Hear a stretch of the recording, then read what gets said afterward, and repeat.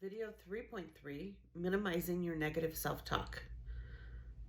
Catch your critic. Learn to notice when you are being self-critical so you can begin to stop.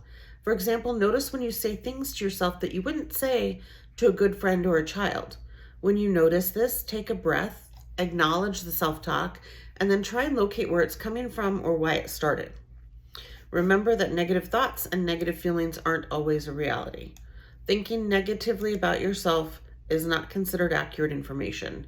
Your thoughts can be skewed just like everybody else.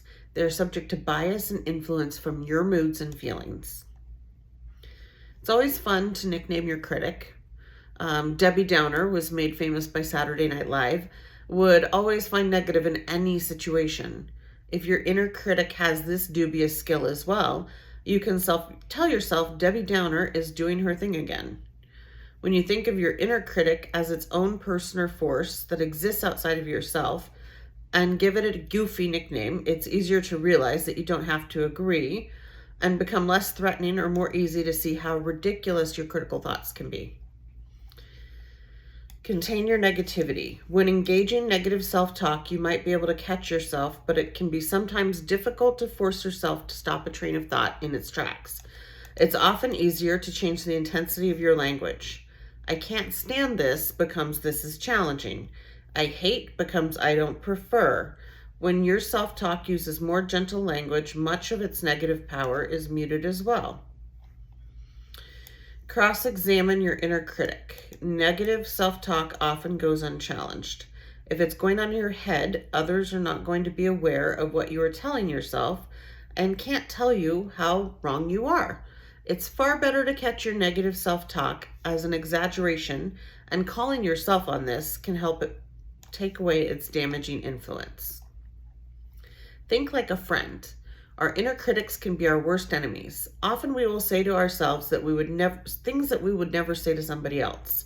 Why not reverse this? When you catch yourself speaking negatively in your head, make it a point and imagine yourself saying this to a friend. If you know you wouldn't say it to somebody else, why would you say it to yourself? Shift your perspective. Sometimes looking at things in the long term can help you realize that you may be placing a huge emphasis on something that doesn't really matter. Will the issue be relevant in 5 years, 5 days, 5 months, 5 minutes? Shift your focus from the outside in and picture yourself as one tiny person on the globe. And remind yourself that your worries aren't as big as they seem. Say it out loud, stop your thoughts, and replace some of the bad ones with good thoughts. Acknowledge.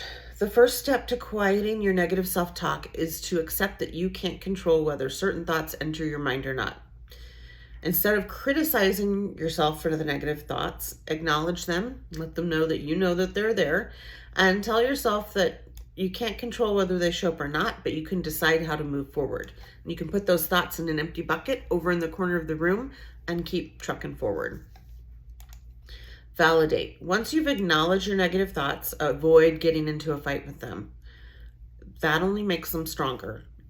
Rather than insisting they go away or being critical of yourself for not keeping them out, practice a little self-compassion and validate your negative thoughts as your mind's confused attempts to help you.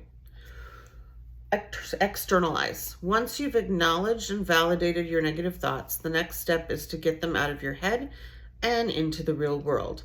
Take out a scrap of paper, open a notes file on your phone, or even send a text to yourself transcribing word for word the content of your negative self-talk.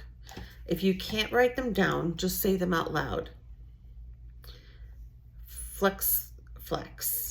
The final step in reversing the habit of negative self-talk is to flexibly generate alternative, more realistic thoughts.